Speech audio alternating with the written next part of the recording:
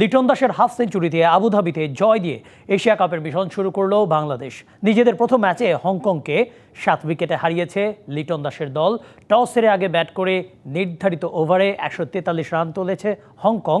জবাবে 14 বল হাতে রেখেই তা টপকে গেছে টাইগাররা।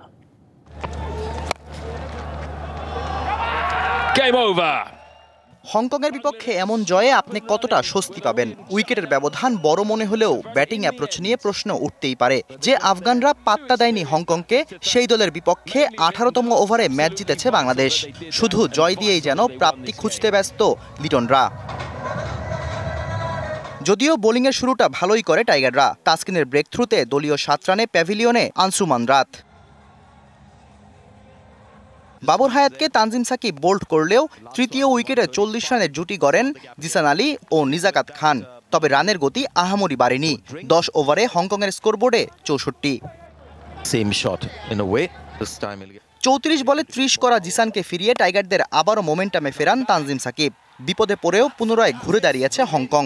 নিজাকাত ইয়াসিম মুর্তাজার 46 রানের পার্টনারশিপে রানের গতিও বেড়েছে। নিজাকাত 42 ও মুর্তাজা খেলেছেন 19 বলে 28 রানের ইনিংস। শেষ দিকে নিয়ন্ত্রিত বোলিং করেছে মুস্তাফিজরা। নির্ধারিত ওভারে এশিয়ার দলটি থেমেছে 143-এ।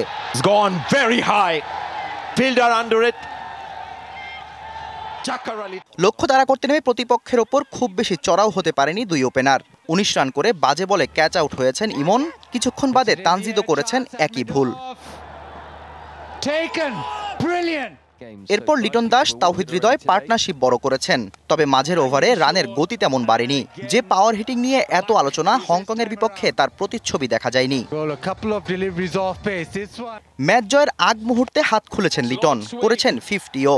আউট হওয়ার আগে খেলেছেন 59 রানের ইনিংস। তবে হৃদয়ের মধ্যে কোনো আত্মবিশ্বাস দেখা যায়নি। ওয়ানডে মেজাজে ব্যাট করে জিতিয়েছেন ম্যাচ। আগামী শনিবার শ্রীলঙ্কার বিপক্ষে মাঠে নামবে লিটন দাসের দল। Shahriar Hossain, DBC news desk.